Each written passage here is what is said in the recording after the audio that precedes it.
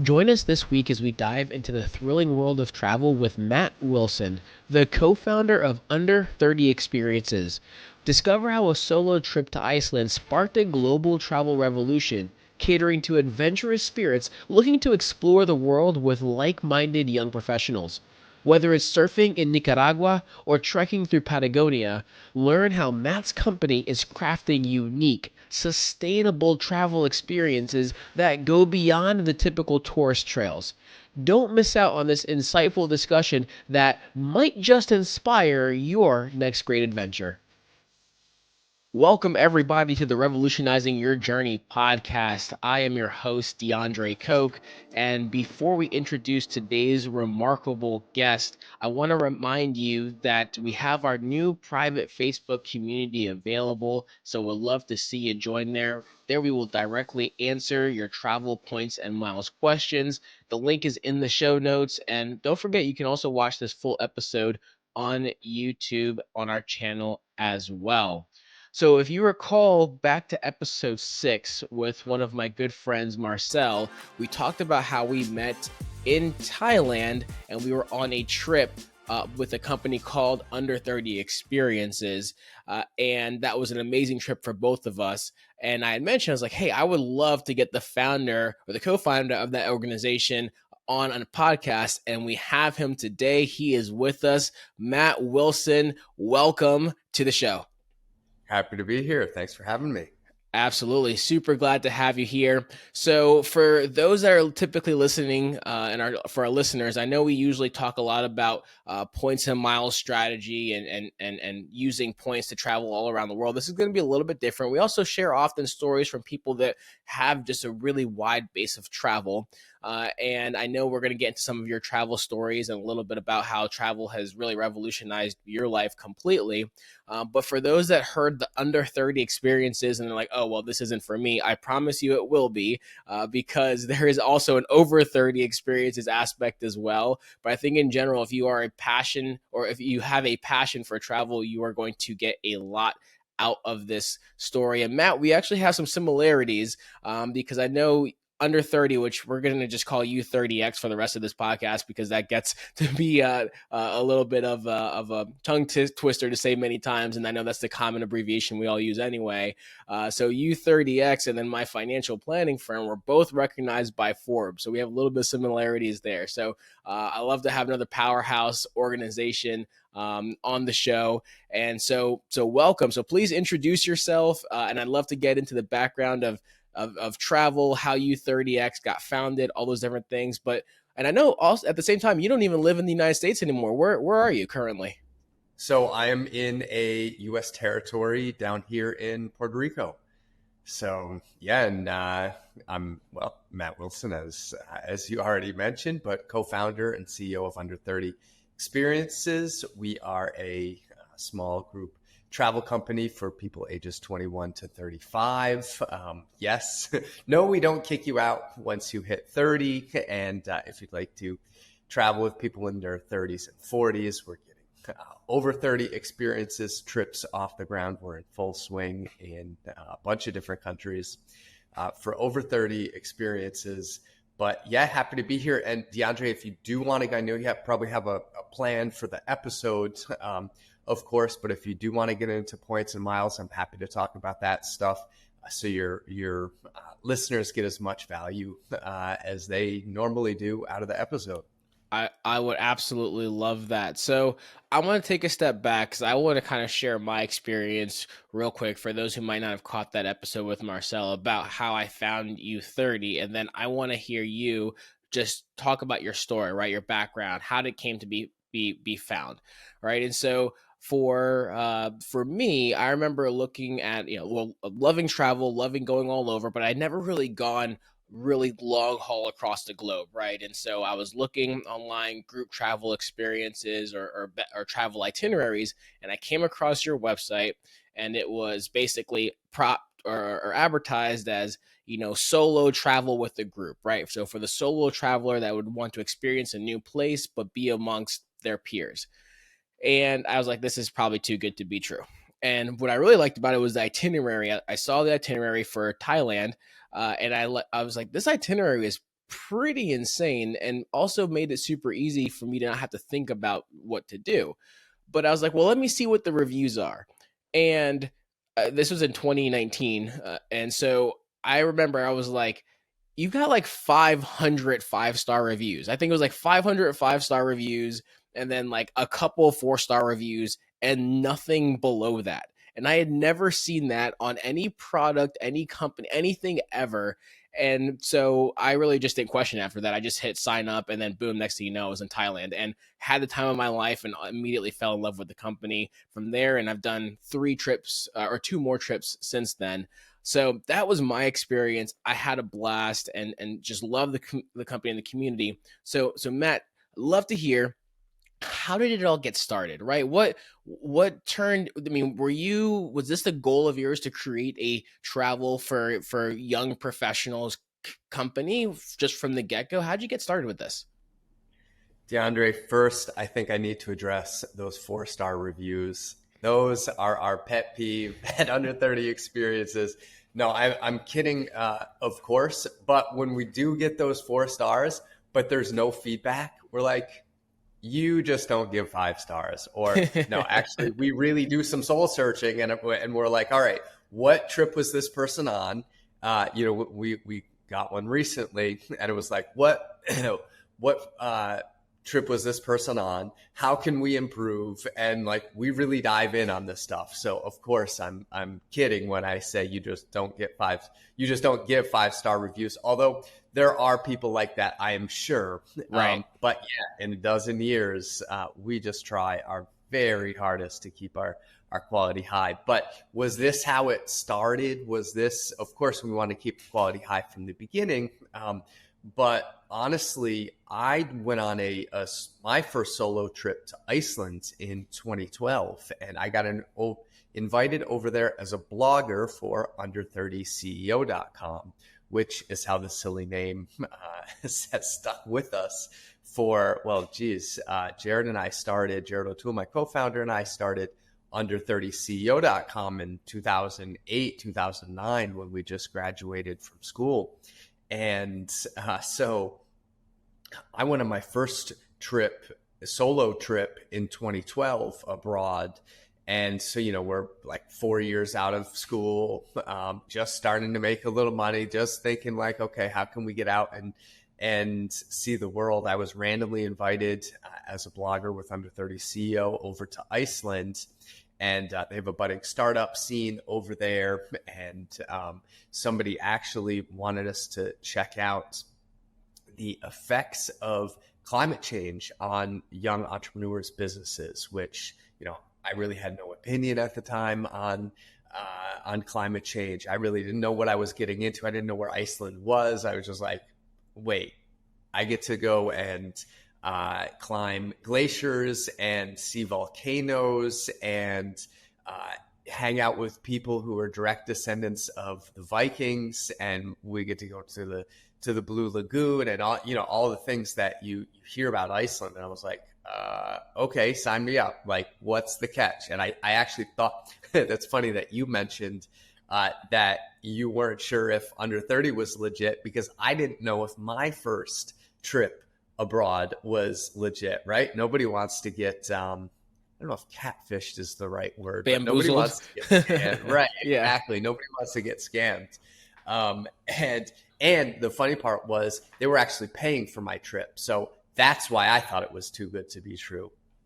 So anyhow, went over there, met some amazing Icelanders, our friends Siggy and Ati there, who we still work with today in Iceland. And we went up this volcano that erupted in 2010, Eyjafjallajökull, and we had a blast. Like, it was 11 p.m.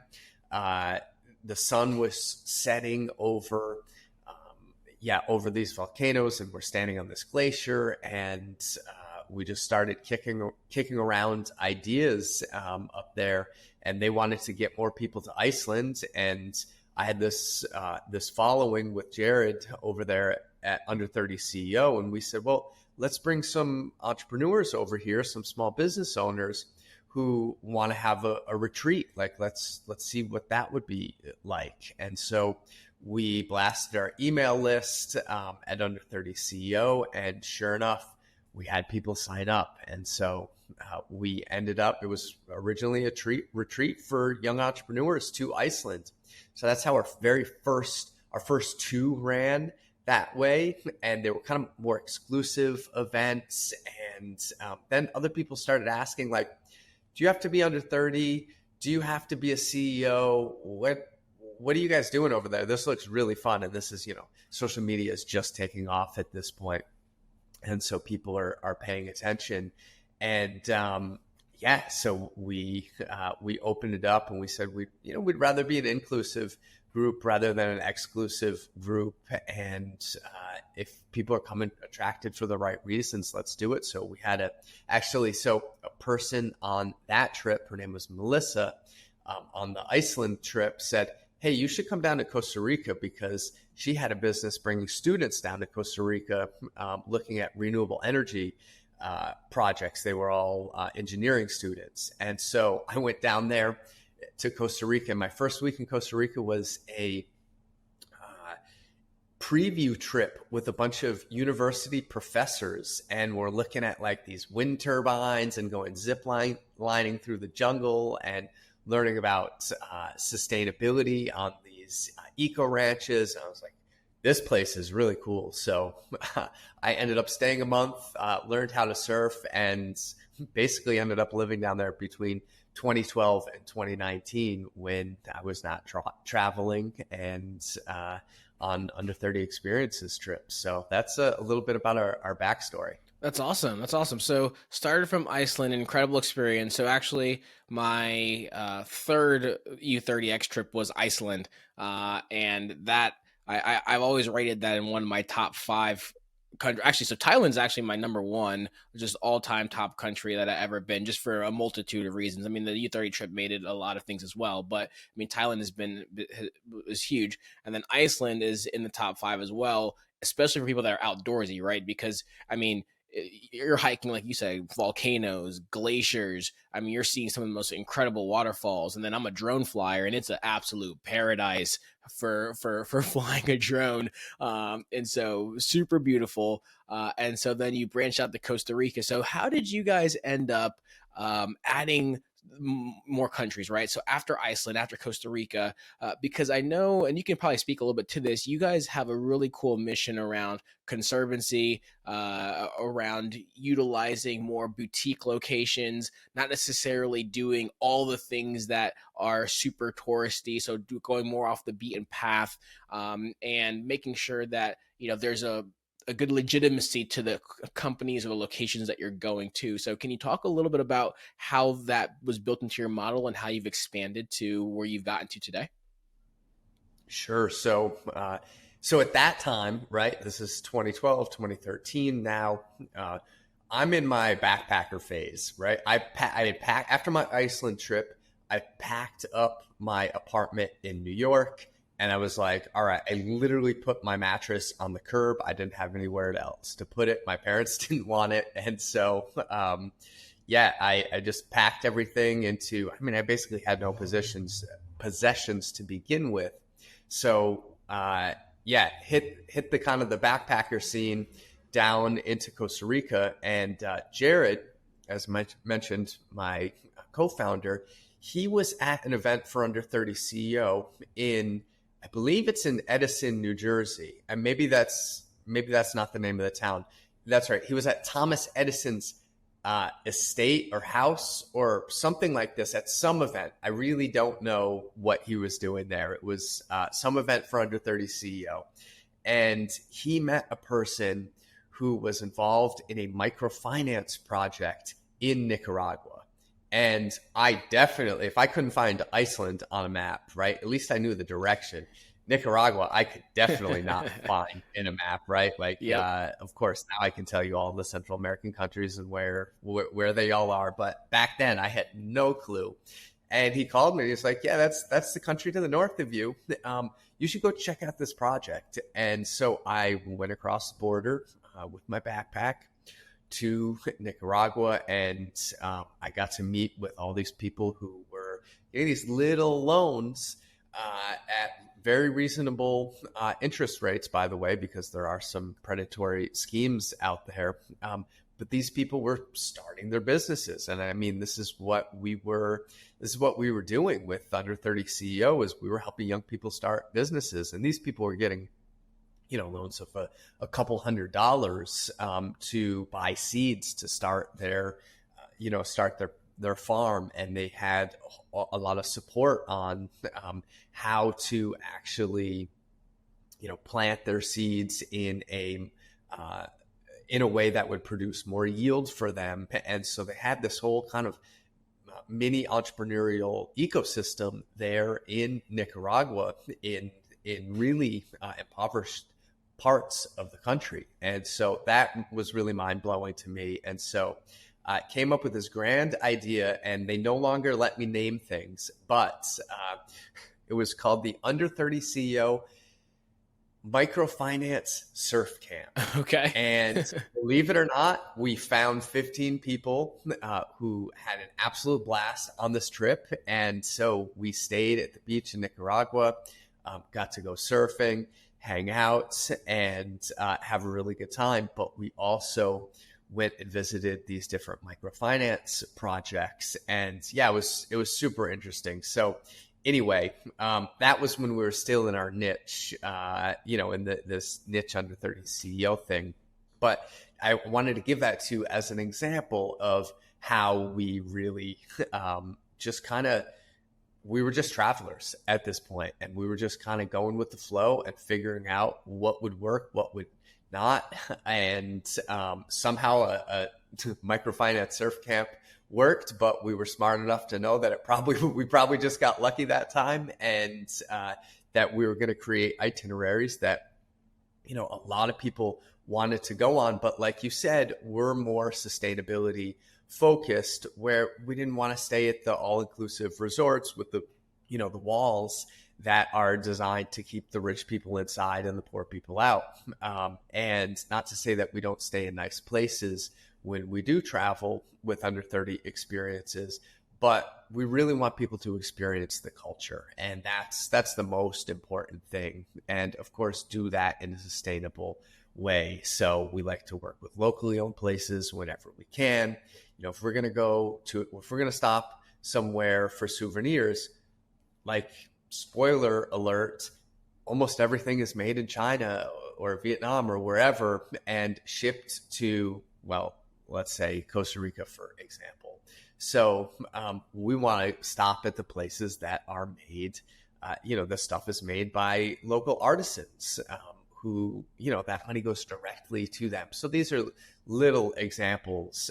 But yeah, I mean, we stay at this world-renowned eco lodge called Rancho Margot. I mean, they have amazing sustainability practices.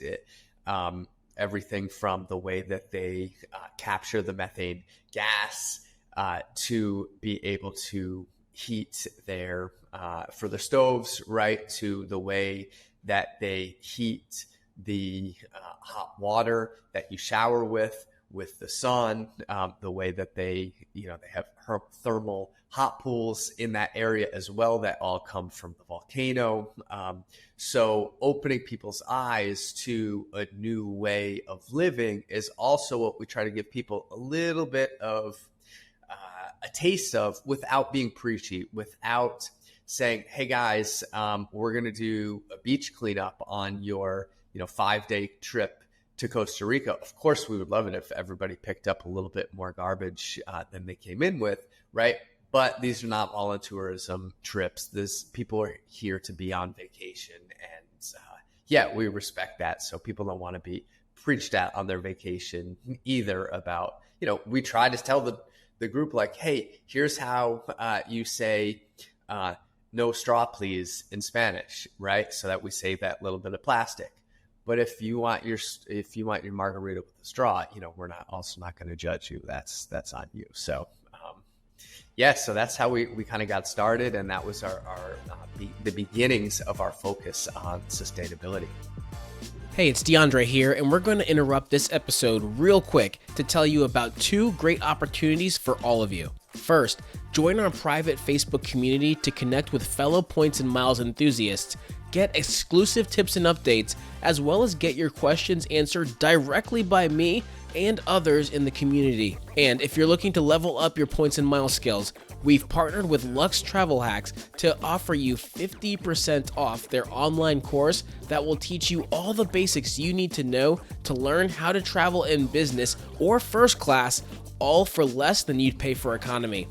Don't forget to use the code BOLDLYGO at checkout. You'll find all the details and links to both of these in the show notes. Now, let's get back to our episode. Awesome. So would you say that that's what really makes you guys different from other travel companies? Or, I mean, there are a lot of other companies in the space of doing, group travel, group itineraries. What would you really say is what separates U30X and the overall just mission that you guys have created, or overall ecosystem, I say, that you guys have created of locations, both the over 30 community? What would you say separates you guys from everyone else out there? So 10 or 12 years ago, I think I could have said, yes, a lot of these sustainability practices are what do set us apart in a lot of ways. However, luckily, sustainability has become so forefront in the minds of young people, especially, right? I'm not talking about cruise ships, which unfortunately are terrible for the environment, right? I'm not talking about, old folks tours where there's 60 people on a coach bus. And look, if you roll in anywhere with 60 people, everybody else is going to look at you like, oh, I thought that, you're not going to the hidden beach with 60 people. You're going to the main tourist sites where your money first of all, if you're going to the main tourist sites, your money is probably getting gobbled up by the corporations, right? But if you go off the beaten path in the way that we do, yes, the money needs to be distributed around and get in the hands of the local people. So that is a way that we differentiate ourselves. But luckily, the industry has been amazing at recognizing this. And so now a lot of companies are focused on sustainability. And if you're going to travel, especially for young people, as I was saying, because young people are so cognizant of this stuff, millennials and Gen Z, we just expect that is going to be part of what we buy, right? It's not like, and then when we do find out that something is not sustainable, then we're upset. So the real differentiating factor with us, really, and this is something that we have been doing for 12 years now, is the community. And so we have, we always say, hey, it's great when you go on a trip and you have these life-changing moments and you get to reset, and a lot of people come back completely recharged or decide, okay, yeah, it's time to make a change in life. There's so many stories like that. But what we try to do is keep in touch with these people and try to have them continue to stay involved with under 30 experiences past just your trip. So we're always having groups that are doing reunions and staying in touch in that way. We also have local meetups in a bunch of different cities across the United States and Canada and as well. But yeah, most of our travelers are from the US and Canada, just to let people know if they're hearing about us for the first time. But we try to get people to come to our local events. So it can be anything from think of like what you might have done on the trip. So having a drink, tasting good food, doing something in the outdoors, going to a cultural activity. All that can be done in your backyard. There is something in your local city that you can go and do, and connecting with other people while doing it, people who are also interested in that type of thing. So, and then we have our Facebook and our WhatsApp groups. And I mean, we have people, well, I know you've been on a bunch of trips, but we have people who have been, I think, at least one person who's been on 20 different trips with us. Oh, wow. and many people who have done 10 plus trips with us. But we really say, because we try to create that environment where people are free to be themselves. So, if you're listening to this and you're at your lunch break at work, or supposed to be working or whatever in your cubicle, I don't even know if those are a thing anymore. Anyway, I hope not. But look, if you're that person at home or at work, whatever, you can join a group trip where nobody knows you and you can just be yourself. Nobody has any preconceived notions of where you are, where you're from, who you are, where you're from, anything like that. So you can just show up, and it's like, it gives the opportunity for people to start over. And so we train our trip leaders to really try to create that supportive environment, because we also look to push people out of their comfort zones a little bit. Just showing up in Bangkok is not enough of a culture shock for most people, that they're pushed outside of their comfort zone. But a lot of our adventure activities, like zip lining, for example, push people out of their comfort zone as well. So yeah, that's a little bit more about our community, and that, I think, is what sets us apart the best. Yeah, no, I think that makes a lot of sense, because from the moment that once you have a trip locked in, right, you guys create a group for the people that are on the trip. So you have opportunity to just kind of virtually introduce yourself, which is really cool. And then also you guys have, like you said, the Facebook page, which is that alumni group. And I don't know how many thousands of people are in the group. I can't remember, but people are always commenting on either, hey, I'm thinking about going on this trip, that's coming up with U30X, who wants to join? Or other people are saying, hey, I'm going for, a week snowboarding in Colorado. I'm thinking about getting a house. Does anyone want to join? And like random people will just be like, hey, I'm in, guys, girls, you name it. And I think everyone has been a part of this community where people literally show up where they might not know anybody. And then they walk away with lifelong friends, like I have with the trips that I've taken.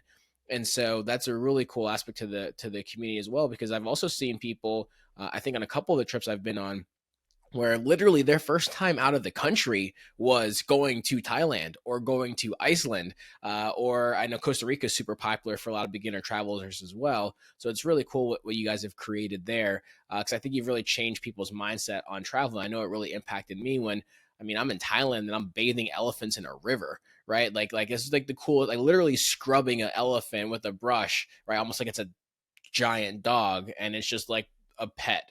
All right. So it was super, super cool experience.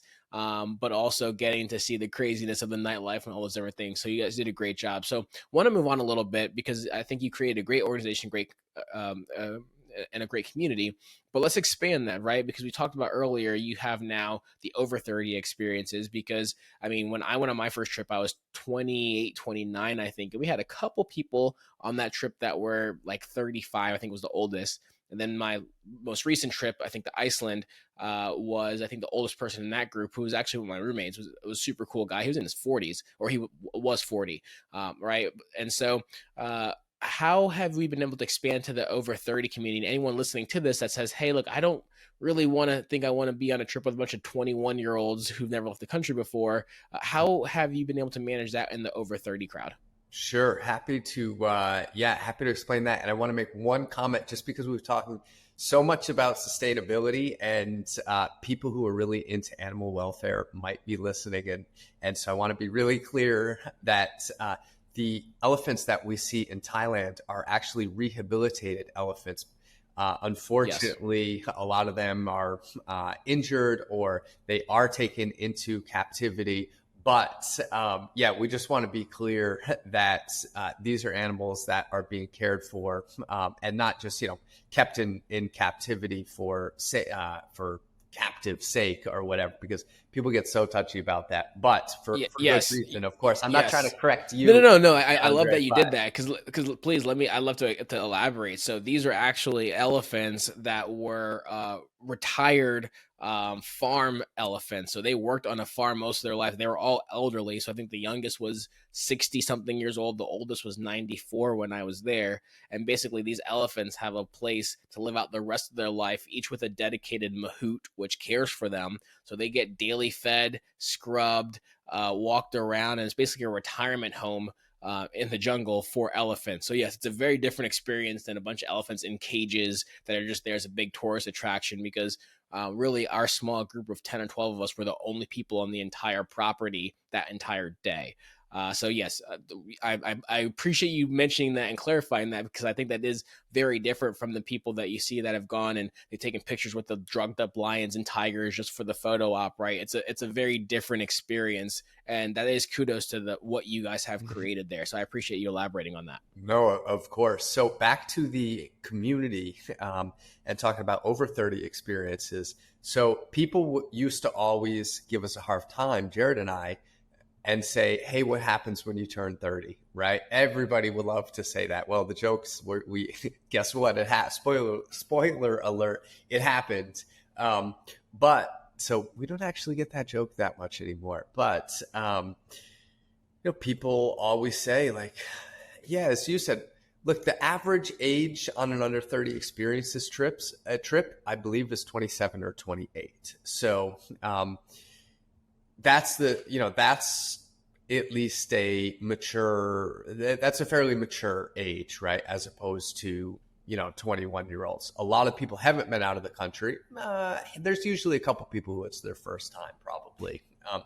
But overall, as you mentioned, somebody can travel with us into the 40s. We're not going to kick them out. But people always ask, like, hey, when are we starting over 30 experiences? Based kind of as a joke that wasn't a joke at all. And so as people got to be at that 35, which we say is our cutoff, which it's really not. But again, we want to be an inclusive community and not an exclusive community. As long as you still hang and you can still hang and want to be here for the right reasons, that's fine with us, just knowing that these are active trips. So, but people actually, what happened was under 30 experiences alumni finally had asked enough that they created their own Facebook group called Over 30 Experiences. And then we're like, all right, you guys finally twisted our arm enough where, yeah, we're listening, and we'd always been listening, but it was time. So that was the catalyst. I remember when that moment happened. Yeah, that was the catalyst. Yeah. It was like, it reached escape velocity at that point. So, all right, where do you guys want to go? And I think Belize, Costa Rica, Croatia. I can't remember what they picked, but those were the first few over 30 experiences itinerary that we did. So over 30 experiences is for people in their 30s and 40s. The name, we just kind of threw over 30 on it almost as a joke, right? Because we don't take ourselves too seriously. It's about the community and what they want to do on these trips. So we asked them, all right, where do you want to go? Our first few trips were Croatia, Costa Rica, Belize. And so we started adding in little extras for them and kind of elevating the accommodations. And then once, DeAndre, as well as anybody about inflation, once inflation came around, post-COVID, people were like, oh my God, the trips are getting so expensive. By the way, our income has gone up, but so have all of our responsibilities, all the things that we need to pay for. Plus, we're in this inflationary environment. Let's just keep the itineraries the same. We loved under 30. We just want to travel with a group of people who are more our age and we have more in common with.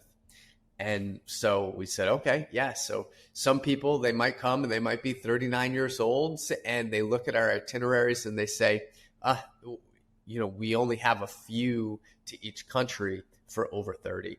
But For under 30, we have lots of different departure dates. So if your dates don't line up for the over 30 group, then people go and book an under 30 trip, and they're more than welcome. But yeah, that's how the whole over 30 thing got started. Pretty community driven. Awesome. And one thing I also want to point out too is a lot of times, so on my second and third trip, there was also a lot of couples actually that go. So married couples, engaged, boyfriend, girlfriend, or friend pairs. So I feel like as you guys have grown, it's not just like, hey, you have to be a solo traveler looking to travel in a group, because you guys have some dope itineraries, and it's easy because you don't have to plan anything. You handle all the transfers, you handle everything, private transportation, flights in throughout the country, all the different things. So I have seen that a lot of couples like to take advantage of it as well, because it makes it super easy, and it's cool to just make new friends when you travel also. So that's been a super cool thing that I've seen that has grown as well.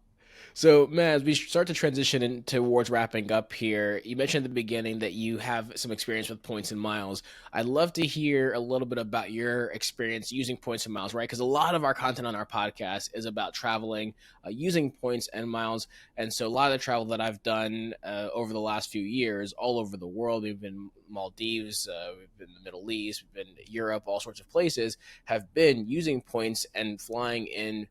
Particularly, I look to travel in business class and luxury for pennies on the dollar. So I'd love to hear what's been your experience in the points and miles space. I know you went from you were backpacking. So do you, when you use points and miles, do you favor the economy, or do you use that as your opportunity to go for the luxury? So what's your experience in points and miles?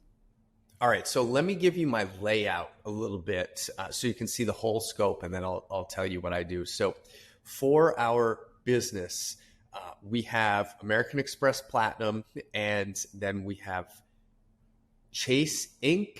and Visa. That's a Chase Inc. Visa, and then a Visa Capital One Spark. So between these three cards, we have, I don't know how many dozens of users on those cards, right? Because each of our trip leaders in all of these different countries across the world needs a credit card to, hey, you're with a group. All right, swipe it to pay for dinner. So you can only imagine the points that we have. I think I have right now, I guess this is a weird thing that I'm like kind of flexing, but I think I have 600,000 American Express points. Nice. And those just kind of build up, and I only like to redeem them in the most efficient way. And American Express, it's about that. It's about booking flights, and you get that 35% bonus, I believe, if you book a non-economy flight. So if you upgrade to first or business. So to answer your economy versus first or business, usually I'm flying economy everywhere, and a lot of times I'm using our points, of course. But I'm always looking for that deal. When am I going to spend these? Because they're not doing any good sitting there. I got to spend them. But with the American Express points, I feel like I need to upgrade and get that bonus. Even though in the long run, yeah, it's costing more, right? The price of the trip is more than 35% bonus, but it's just like, I don't know, it's psychological, right? These are the silly games that we play at some point. But what I love about the Visa Capital One Spark is that we literally this is the card that we use the most, and we get cash back. I believe it's 3%. And we just go through our statement and we say, okay, this hotel, it's like, $1,000 or whatever that hotel stay was. I'm just going to delete it from my bill. And it's the most satisfying 2 minutes that it takes to redeem your points, is you just click things on your bill that you don't feel like paying for anymore, and they just go away. So, and then, that Spark one is kind of our backup. Spark is the one that we use the most, and then Chase Inc. is the one that we use the most for our, or is kind of like our backup. And the personal level, I use mainly just have two credit cards. One is Amazon Prime, because I mean it's 5% cash back, so I just try to buy as much through Amazon and free shipping, etc. But the one that is travel related is the American Express. Has a crazy long name, like World Elite Mastercard. It has like 6 more words in there, but like World Elite Mastercard with American Airlines, and that's a Mastercard. So I use that for my everyday spends that are not on Amazon, and they give me a nice, I think it's $125 credit every so often. I was thinking about upgrading that card, but now that I've relocated here to Puerto Rico, unless I was flying to Miami a lot, which I'm not, the flights aren't the best with American. So I'm trying to probably shift over to Delta. But yeah, I am, for better or worse, with American Airlines for most of my travel, because most of my travel is free. And that's me and my wife and my daughter, who just turned 4. Awesome. Well, speaking of travel, Matt, any upcoming trips that you have planned here coming up within the this year, or any like just super memorable experiences that you've gone on with your family, outside of, I know back then you weren't married, but outside of Iceland and some of the U30 trips? Yeah, I mean, so shifting now. So my daughter was born right at the beginning of COVID, which was honestly a blessing because there was nothing else to do but, have a baby. So not that we planned it that way, of course, but shifting from there, kid is like kind of just like luggage at some point until they get older. And so we've spent last February down in Costa Rica for a month on our digital nomad trip. My wife is from Chile, so we've been twice now, which is actually, it's like a 10-hour flight from New York. So it's much farther than Europe even, but we spent like 6 weeks down there.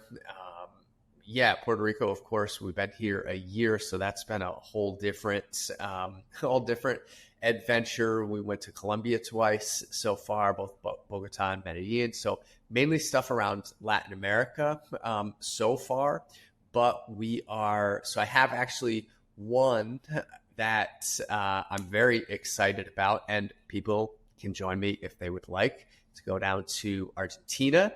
We're going to Buenos Aires and Patagonia, December 14th through 21st. So if anybody wants to check out our new Patagonia itinerary, let's do it. You're more than welcome to come with me. We've got some seats open on that trip. And going to spend a little bit of time up there with family in New York State, where I'm from. And then our summer plans are still coming together. We're either going to get to Japan and Korea, or we're going to go to Eastern Europe, Prague, Vienna, Budapest. So we're still undecided, got a couple things in the works, but we'll see how it goes. But yeah, if you want to come to Argentina, please check out under30experiences.com.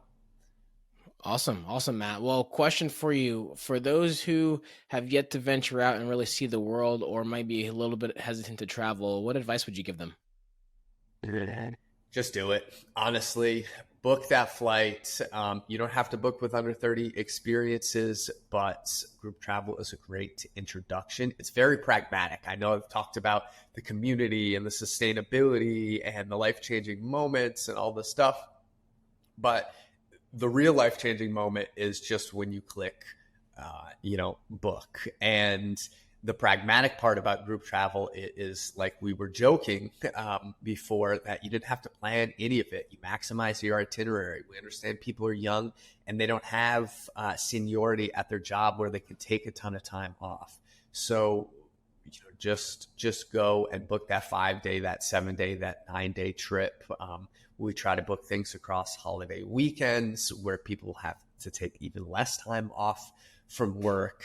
And just get out there and start with an English-speaking country if you want. It could be to Ireland to explore your roots. It could be to, pretty much everybody speaks English in Iceland. Belize is an English-speaking place. that a lot of people love. So there's places out there, but just get up and go. You won't regret it. Awesome. So before we go, how can you listeners connect more with you or learn more about U30X or Over 30? Sure. So check out Under 30 Experiences. That's Under 30 Experiences on all your social platforms, under30experiences.com. And if you want to connect more with me, you can follow me on Instagram, Matt Wilson TV. I've got a book, the Millennial Travel Guidebook, that tells the whole story in depth and gives people a lot of actionable tips how they can go out and travel more and spend less. Awesome, Matt. Well, hey, it's been great having you on the show. Any final thoughts before we wrap up? I don't think so. This was a blast. I'm so glad to connect with you finally. And we'll have to flip the script. I want to get podcasting again myself. I podcasted for 5 years on the Live Different podcast and the Millennial Travel podcast. So let's have you on, and I want to get to know you a little bit better. I did all the talking. I would absolutely love that. A question I always like to ask before we wrap up the show as well is who in the travel world, whether they're a content creator, or you just know they've got some amazing travel stories, should we have on our show? Ooh, should you have on your show? Somebody that is really awesome who has a great niche is Traveling Jackie. I've podcasted with her a few times. She's a really good guest, and we always hit it off. So I don't think we've ever met in person, but check out. We'll give a shout out to Traveling Jackie. I can introduce you if you'd like.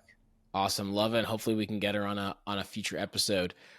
So Matt, I appreciate your time today. I know you're a busy guy, and you've created an incredible organization, one that's honestly changed my view of travel and really expanded my mind as well. I always had loved to travel growing up, but it was really when I got to see what life was like in Asia where my mind was completely blown. Having gone all over America and all over Central America and even South America, it was really seeing the literal other side of the world that expanded my horizons. And I thank U30X for making that so easy and doable. And I've made many lifelong friends and a great community for doing so. So wanted to thank you, from the bottom of my heart for that, but also for your time today.